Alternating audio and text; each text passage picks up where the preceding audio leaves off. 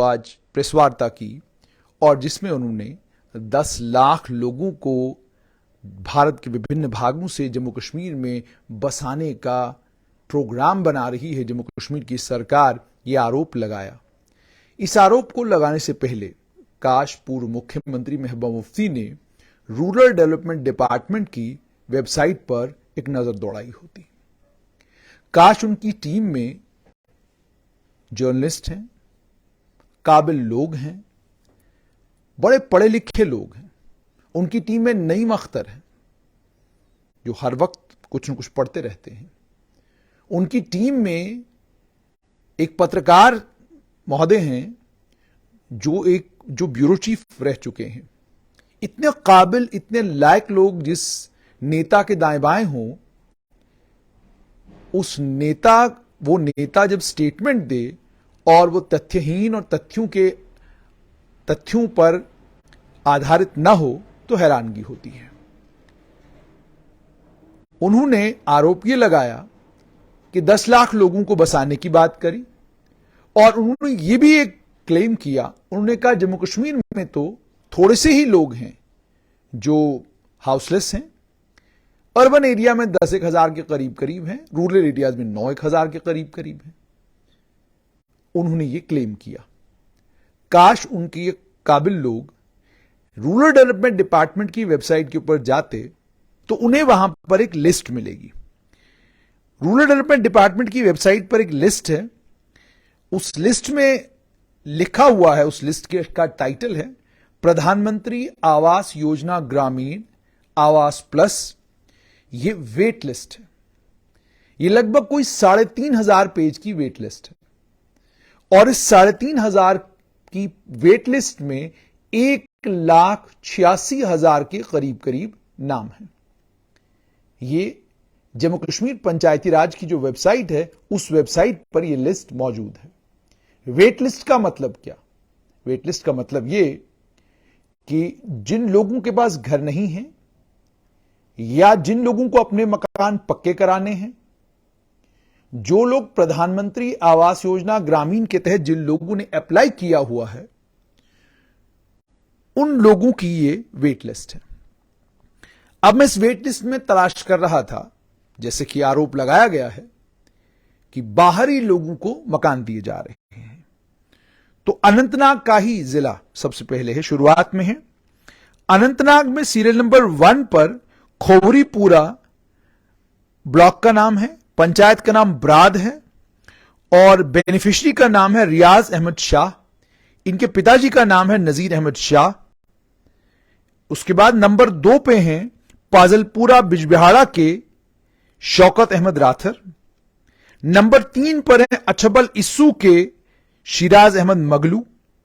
Number 4 पर है हरदपुरा अछबल के फयाज अहमद भट्ट। नंबर 5 पर है बिजबिहाड़ा के ही जीबी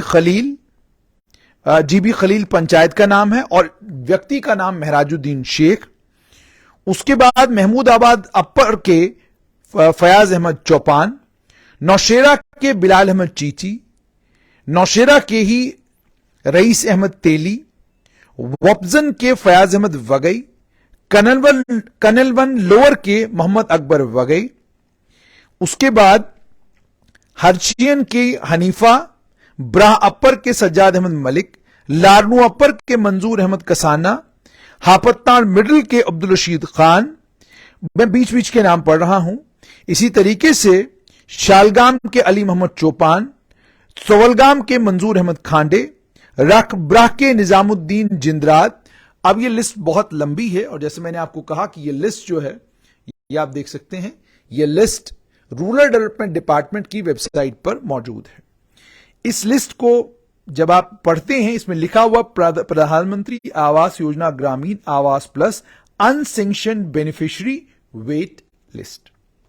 जब मैंने इस वेट लिस्ट को लेकर विभाग से मालूम करने की कोशिश की तो विभाग ने यह बताया कि 2011 में जो सोशियो इकोनॉमिक का सेंसस हुआ था, जिस सेंसस में आइडेंटिफाई किया गया था उन लोगों को जो ग्रामीण इलाकों में, गांव देहात में रहते हैं, और जिन लोगों के पास घर नहीं है, जिन्हें प्रधानमंत्री आवास योजना में घर दिए जा सकते हैं, उस सोशियो इकोनॉमिक कास्ट सेंसस की बेसिस पर बताया गया कि बेनिफिशियरीज को आइडेंटिफाई किया गया कि किन किन लोगों को घर दिए जाने चाहिए।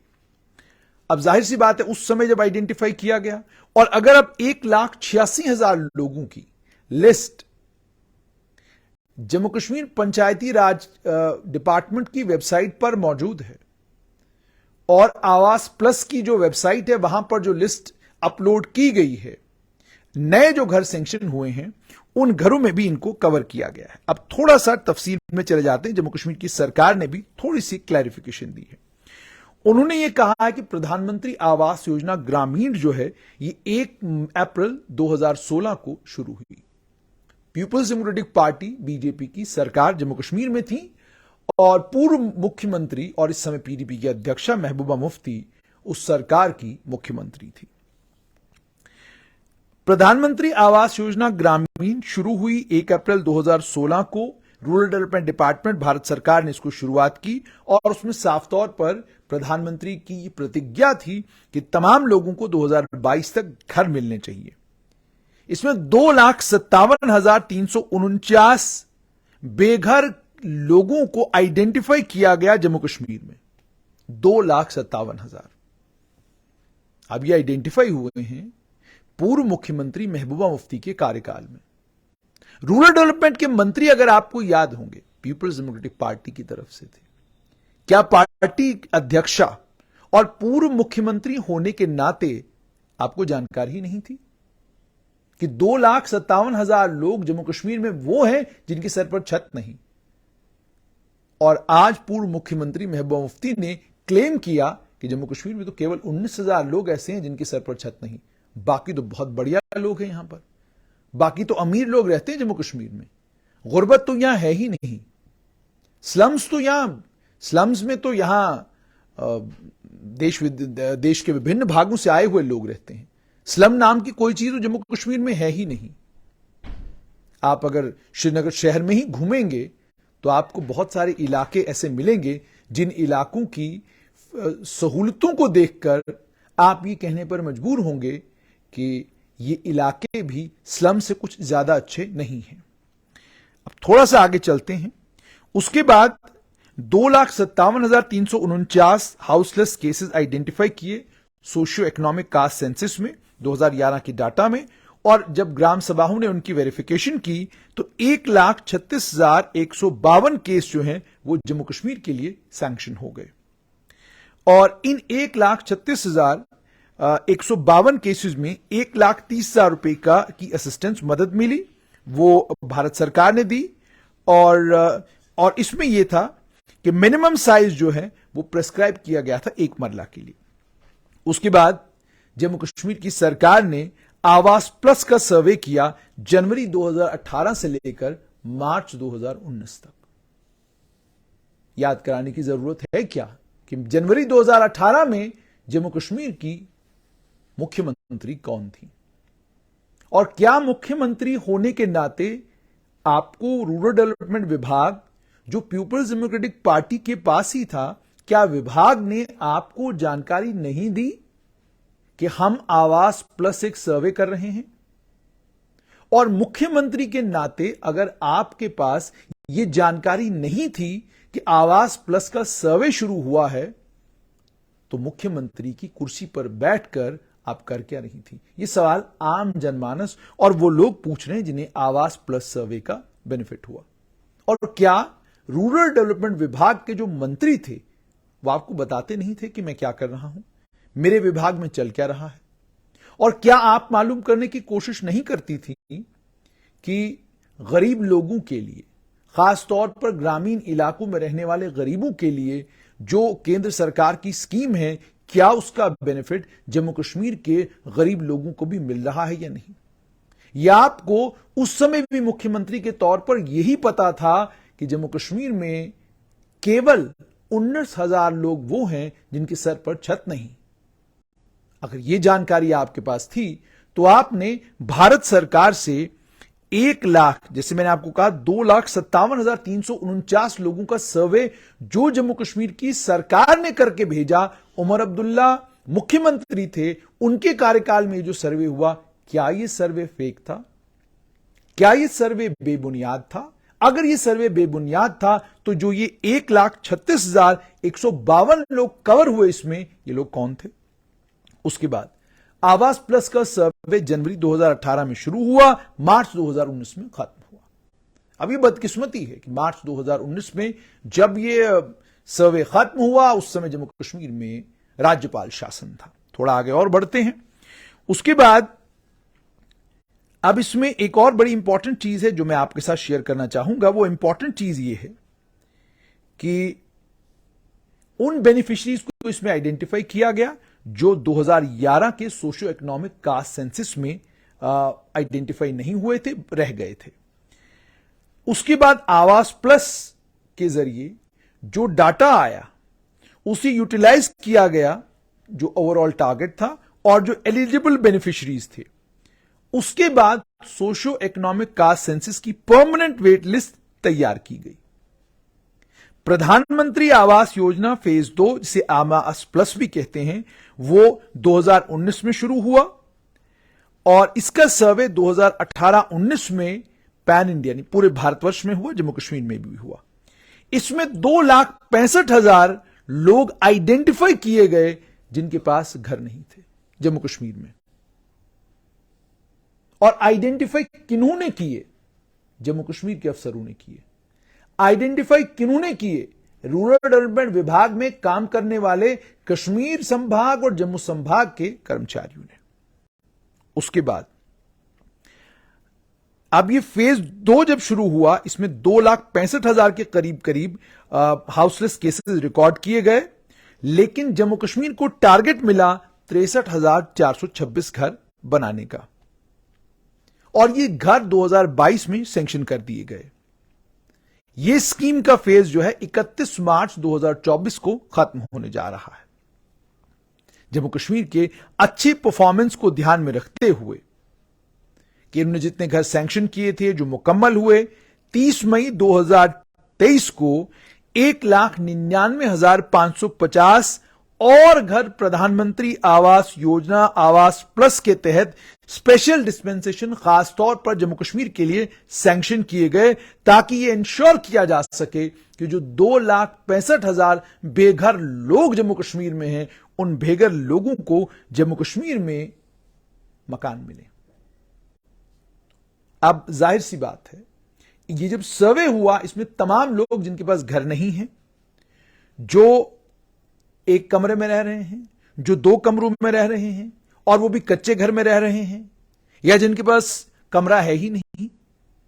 उसके बाद प्रायोरिटाइज किया गया, किसको पहले मिलेगा, किसको बाद में मिलेगा, इस तरीके से हुआ। अब वो तमाम बेघर लोग जिनके पास जमीन नहीं है, जमीन है तो जमीन का टाइटल क्लियर नहीं है, या उन्होंने उस जमीन पर मकान बनाया हुआ है जिस जमीन पर मकान बनाने की इजाजत नहीं है, अब उन्हें तो घर नहीं दिया जा सकता। अगर वो परमानेंट वेट लिस्ट का भी हिस्सा है तो भी उन्हें घर नहीं दिया जा सकता, क्योंकि प्रधानमंत्री आवास योजना ग्रामीण और उसके बाद प्रधानमंत्री आवास योजना अर्बन, शहरी इलाकों में घर हो या ग्रामीण इलाकों में घर हो, दोनों जगह पर जमीन का टाइटल क्लियर होना जरूरी है। अगर आपकी जमीन का टाइटल क्लियर नहीं है तो आपको प्रधानमंत्री आवास योजना में बेनिफिट नहीं दिया जा सकता।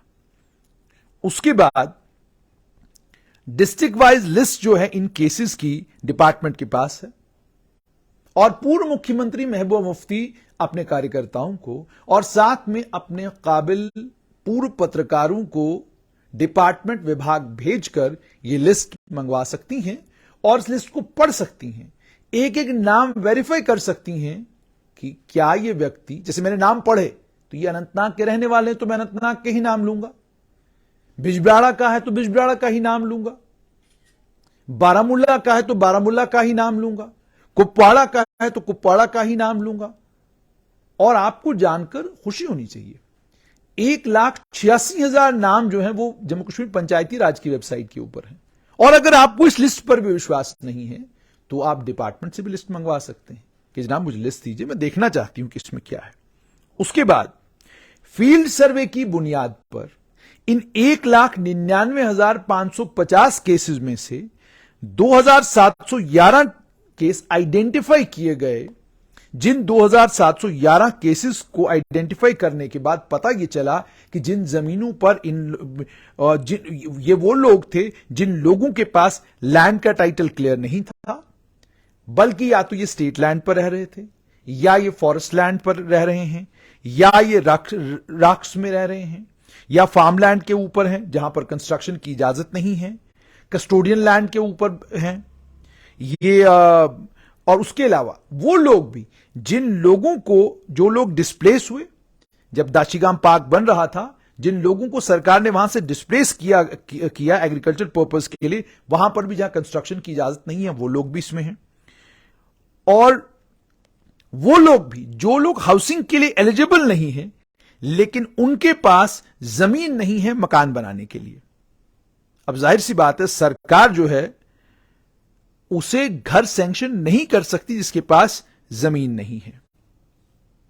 इसलिए यह इंश्योर करने के लिए कि सभी लोगों को घर मिले, सभी लोगों को घर मिले, सरकार ने तय किया कि हम 5 मरला जमीन इन 2,711 लोगों को देंगे, जिन 2,711 लोगों के पास, जहां पर वो रह रहे हैं, जमीन का टाइटल क्लियर नहीं है, जबरी कब्जा है, या किसी जमीन के ऊपर वो बैठे हुए हैं मगर टाइटल में वो कस्टोडियन की है, टाइटल में वो नजूल की है, टाइटल में वो किसी और विभाग की है। तो 2,711 लोग हैं वो जिनके टाइटल क्लियर नहीं है। लेकिन बड़ी बात यह कि लगभग 2 लाख के करीब लोग आज भी जम्मू कश्मीर में वो हैं जिन लोगों के पास, जिन लोगों के सर पर छत नहीं है, जिन लोगों ने प्रधानमंत्री आवास योजना के तहत मकान बनाने के लिए एप्लीकेशन भरा है, जिन लोगों को आइडेंटिफाई किया गया है। और आइडेंटिफाई करवाने वाले लोग कौन रहे होंगे? 2018 में किसने आइडेंटिफाई करवाया होगा? जम्मू कश्मीर का पुनर्गठन तो अगस्त 2019 में हुआ। उससे पहले तो जम्मू कश्मीर में राजनेताओं की ही चलती थी, पूर्व एमएलएस की ही चलती थी।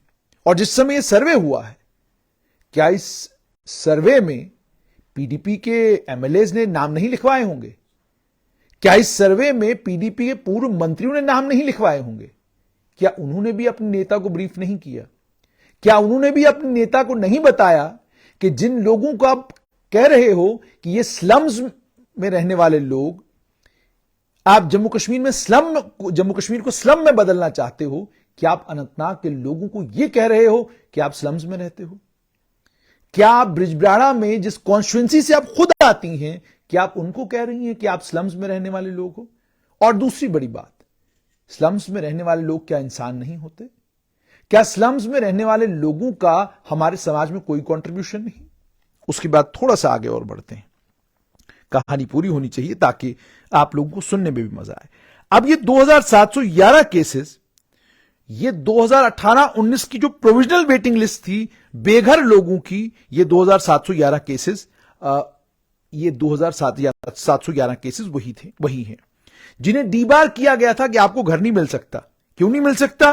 क्योंकि आपके पास या तो जमीन है ही नहीं, और अगर आपके पास मकान जमीन है भी तो वो या तो फॉरेस्ट की है या सरकार की है।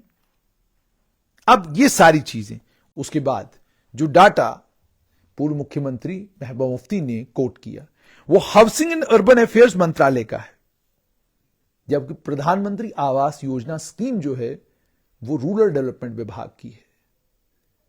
जो डाटा आप कोट कर रही हैं वो अर्बन एरियाज का डाटा है। जिस डाटा के बारे में बात हो रही है वो रूरल एरियाज का डाटा है। 2 लाख का ये जो फिगर है ये प्रधानमंत्री आवास योजना ग्रामीण का है। और ये 2 लाख में से, जैसे मैंने आपको कहा, आप रूरल डेवलपमेंट डिपार्टमेंट की वेबसाइट पर चले जाइए, वहां पर आपको प्रधानमंत्री आवास योजना ग्रामीण आवास प्लस अनसेंक्शन बेनिफिशियरी की वेट लिस्ट मिलेगी, नाम पढ़ सकते हैं। और आपके पार्टी के ही एक बड़े और ताकतवर नेता के पास यह लिस्ट अभी तक पहुंच गई है, हो सकता है आपको भी फॉरवर्ड कर दें। अब सवाल यहां पर यह है कि जम्मू कश्मीर में 5 अगस्त 2019 के बाद पहले कहा गया कि जम्मू में बाहर के लोग आएंगे, यानी हमारे ही देश के लोग, यूपी, बिहार, अलग अलग राज्यों के लोग, उन्हें कोई अधिकार नहीं है कि वो जम्मू कश्मीर में इंडस्ट्री लगाएं, उन्हें कोई अधिकार नहीं है कि वो जम्मू कश्मीर में फ्लैट खरीदें, उन्हें कोई अधिकार नहीं है कि वो जम्मू कश्मीर में जमीन खरीदें। लेकिन जम्मू कश्मीर के लोगों का अधिकार है कि वो दिल्ली में फ्लैट खरीदें, वो बेंगलोर में फ्लैट खरीदें, वो चेन्नई में फ्लैट खरीदें, वो देश के किसी भी भाग में जाकर प्रॉपर्टी खरीदें, वहां कारोबार करें, दुकान खरीदें, सब कुछ करें, उन्हें यह अधिकार है। वो किसी भी जगह जाकर अपनी कॉलोनी बसा सकते हैं, वो किसी भी जगह जाकर एक टावर लेकर उस टावर में सारे के सारे परिवार जम्मू कश्मीर के रह सकते हैं। लेकिन अगर देश के किसी भी भाग से कोई भी आदमी जम्मू कश्मीर में आकर कारोबार करना चाहता है, जम्मू कश्मीर में आकर एक होटल बनाना चाहता है, जम्मू कश्मीर की होटल इंडस्ट्री में मददगार बनना चाहता है, तो यह हमें कबूल नहीं है, यह हमें बर्दाश्त नहीं है। वो बाहरी लोग हैं। और अगर उसके बाद यूपी में, बिहार में, दिल्ली में, चंडीगढ़ में, छत्तीसगढ़ में, बेंगलोर में, किसी भी जगह जम्मू कश्मीर के किसी निवासी को कोई दुकान खाली करवा दे, कोई उसका घर खाली करने के लिए उसको कहे कि घर वापस चले जाओ जम्मू कश्मीर, हू हल्ला करते हैं हम लोग, हंगामा करते हैं। जम्मू कश्मीर के लोगों के साथ ज्यादती हो रही है, जम्मू कश्मीर के लोगों को बाहर झेला नहीं जाता, बर्दाश्त नहीं किया जाता। जबकि हम लोग बाज़ाब्ता एक प्रेस कॉन्फ्रेंस एड्रेस करके ये कहते हैं कि क्या जम्मू कश्मीर की सरकार जम्मू कश्मीर को स्लम में तब्दील करने जा रही है? क्या जम्मू कश्मीर की सरकार जम्मू कश्मीर को स्लम बनाने जा रही है? क्या मानसिकता है हमारी?